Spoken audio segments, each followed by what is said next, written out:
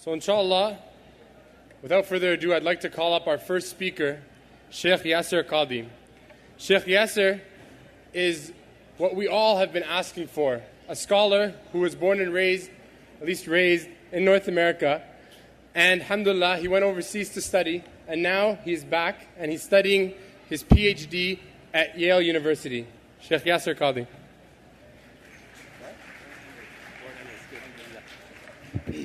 Assalamu alaikum wa rahmatullahi wa barakatuh. Alhamdulillah, wassalatu wassalamu ala rasulillah wa ala alihi wa sahbihi wa man walah. Amma ba'd. My dear brothers and sisters in Islam, if you were to ask the average, educated, intelligent American kid, what happened in 1492, they would respond with one voice: Columbus discovered America. 1492 was when Columbus set sail from Spain and discovered this land that we live in today. Now, if you were to ask the same question to an educated Muslim child in Eastern lands, what happened in 1492? Immediately the response would be the fall of Granada, the fall of Islamic Spain. It was in 1492 that 750 years of Muslim rule in Spain, Muslim rule in Europe, came to an end. This beautiful, shining, glorious, wondrous civilization that Andalusia produced came to an end in 1492. Now these two events, the end of Muslim presence, the political Muslim presence in Europe, and the discovery of America, these two events are perhaps the most important events, not of the year, not of the decade, but of that entire century. Is it any coincidence that these two events occurred in the same year, nay, in the same geographic region? The fall of Andalusia in Spain and the launch of the ships of Columbus from Spain? Quite the contrary, my dear brothers and sisters in Islam. There is a direct, immediate relationship between the two. You see, our adventurer Columbus was trying to petition King Ferdinand and Queen Isabella for many, many years, up to a decade. He was following them around, Cordoba, Sevilla, all of these different cities, telling them, I got this plan. I'm going to go discover India, have a new passage all the way to India. I need your money. But the king and queen said, we're too busy. We need to kick the Muslims out. We're plotting and planning to get rid of the Nasirid Caliphate of Granada. We don't have any money, and we don't have time, and we don't have political security. Sorry, we can't do that. In the beginning of 1492, the Nasirid Caliphate of Granada fell, and the king and queen marched in procession into the city. And the Khalifa had to hand over, literally, he had to hand over the key of the city to the king and queen. And our dear friend Columbus was right there, present, witnessing this event. And only a few months later, he approached the king and queen again. And he said, now can I go? And the king and queen, all of a sudden, have a lot of money. The money of the Nasirid, the treasuries of the Nasirid Caliphate. They have the political luxury and stability. They have the economic means. And so they said, go for it. Here it is. So they gave him the money to finance this trip to India. And so he decided to launch this expedition from the westernmost point of Andalusia. It is a small port town called Lerabida.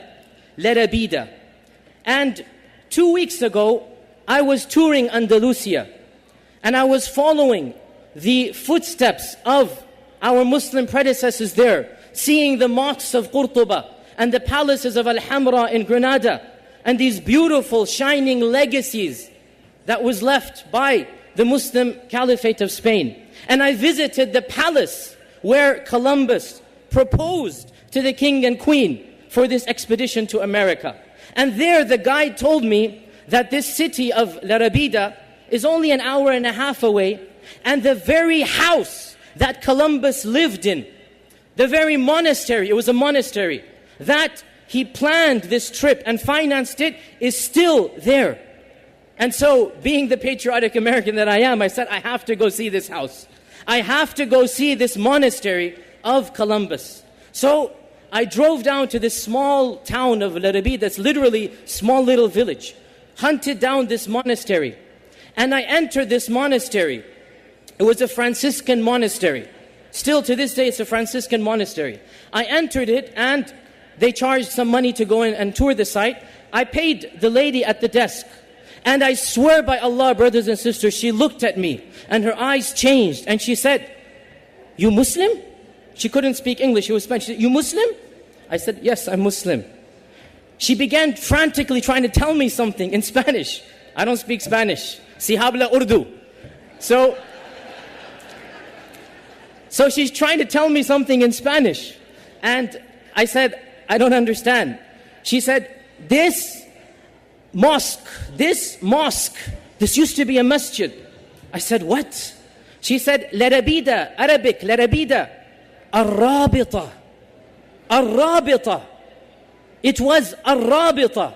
It was a masjid that Columbus was living in for half a year while he pored over maps, figured out what to do. And she said, there's still remnants of the masjid. There's still the original structures still inside of it. Go inside, she told me, this area, these are the original remnants of the masjid. And as I toured the place, lo and behold, I discovered that not only did Columbus live in this converted masjid, which still had Andalusian architecture, it still had a mihrab, the remnants of it, but in order to prepare himself for this journey, he pored over the maps that the Muslim sailors had left in that city. And he used the very instruments that Muslims had manufactured and left behind. The sextant and the astrolabe and all of these instruments that Muslims discovered, Columbus used them.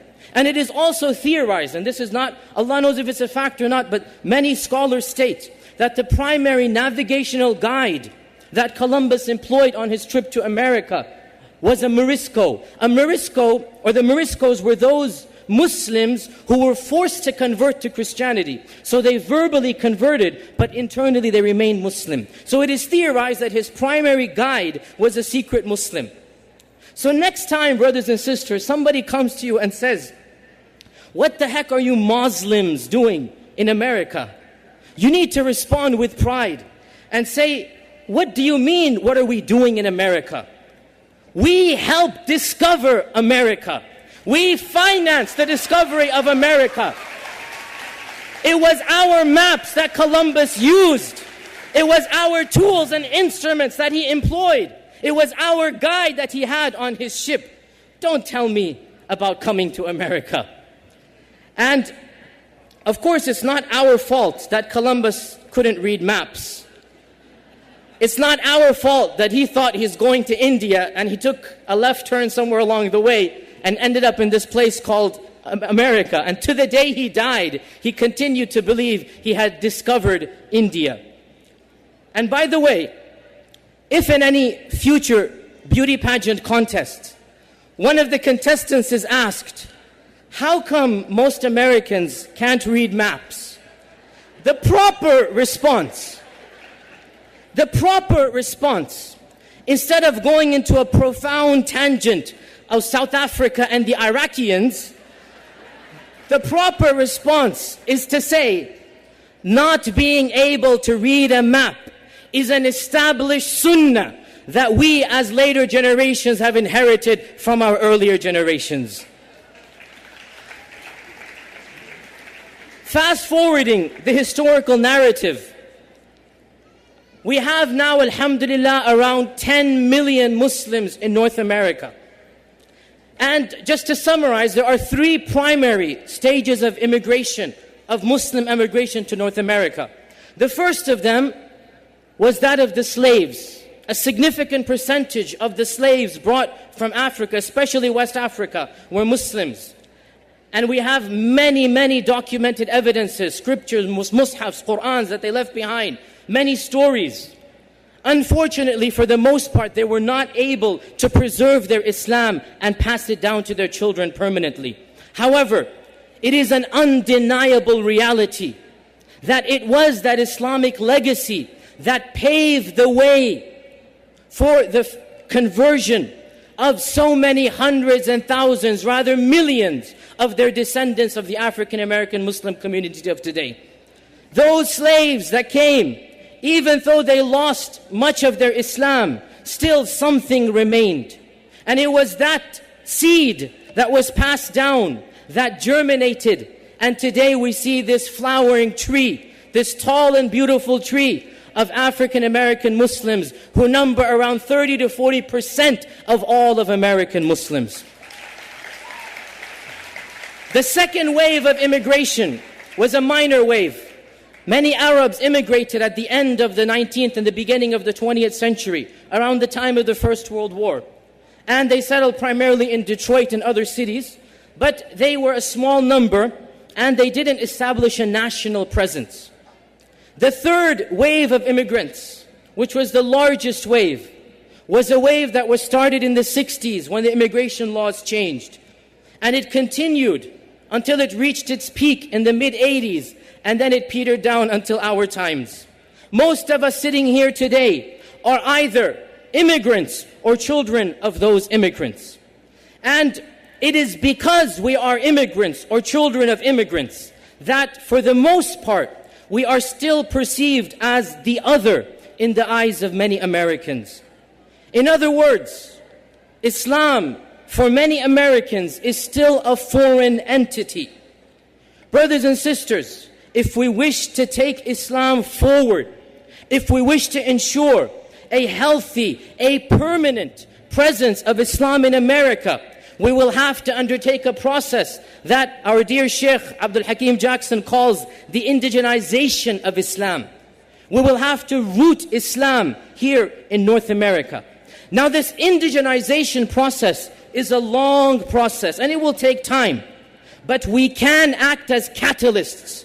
We can act as expediters of the process. And I want to conclude by mentioning two primary ways that we can expedite the process of indigenization. The first of these ways is to fully integrate the immigrant community with the African American community. African Americans are indigenous. They are not a foreign entity. When an African American Muslim is asked, where are you from? He'll probably say Detroit, Philadelphia, Dallas, wherever. When a brown-colored guy is asked, where are you from? He will say Calcutta, Karachi, and Mumbai. There is still a process of indigenization. By us as immigrants coming together with those who are already indigenous. And brothers and sisters, we have to be blunt and admit the underlying racism of some of our previous policies. We have to be blunt and honest about it. Otherwise, we're never going to solve it. So of the most important ways to aid this indigenization process is to fully integrate and harmonize all Muslims, regardless of the color of their skin, regardless of their place of origin, regardless of what language they speak. All of us say, La ilaha illallah, Muhammadur Rasulullah. The second process of indigenization involves giving our youth, our up-and-coming leaders of tomorrow, more space and more access to our communities and our leadership roles.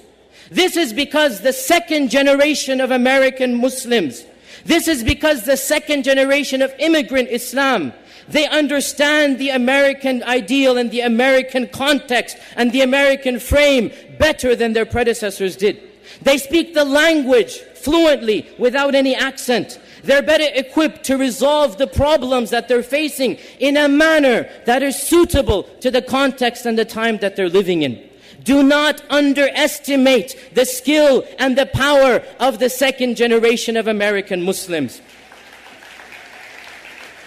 The Prophet Muhammad sallallahu alaihi wasallam gave leadership roles to those who were considered young in his time. Mus'ab ibn Umair, barely a teenager. Mu'adh ibn Jabal, a teenager. Usama ibn Zayd, 17 years old and placed in charge of the army. Why is it that our elders don't look and try to find the Usama ibn Zayds, the Mus'ab ibn Umayrs, and the Mu'adh ibn Jabals of our times? Why is it that they try to block us out? Don't allow us any space in the masjid communities, in the committees, in the shuras, in the majlises. Do you not realize that this change is inevitable? It's only a matter of time before we grow up and become full adults. We need your help in the process. We need you to give us a helping hand, not shun us off from your majalis. Many of our youth are going astray, and we need to empower other youth. We need to empower their peers to guide them back to the straight path of Islam. Brothers and sisters, in conclusion, I'd like to state that yes, definitely, we have a long and arduous road ahead of us. And traveling down that road is a road that the Ummah has never traversed before. This is new land, it's a new territory. Many of the situations we're facing are unique to this time and place. So yes, we might get lost along the way. We might make a few wrong turns before we get to the final end. But overall, brothers and sisters, overall, I must confess, I am very optimistic. And optimism is a part of Iman. Looking at the sheer talent, looking at the enthusiasm, looking at the drive, looking at the zeal, looking at the high ambitions that our young men and women of this ummah have, how can anybody be anything but optimistic? Brothers and sisters in Islam, I feel confident that a lot of good will come to this land, to America, through the second generation of Muslims. And I pray that Allah subhanahu wa ta'ala allows me and you and all of them to be a part of that process to bring good to this land and eventually to the world. Wassalamu alaikum wa rahmatullahi wa barakatuhu.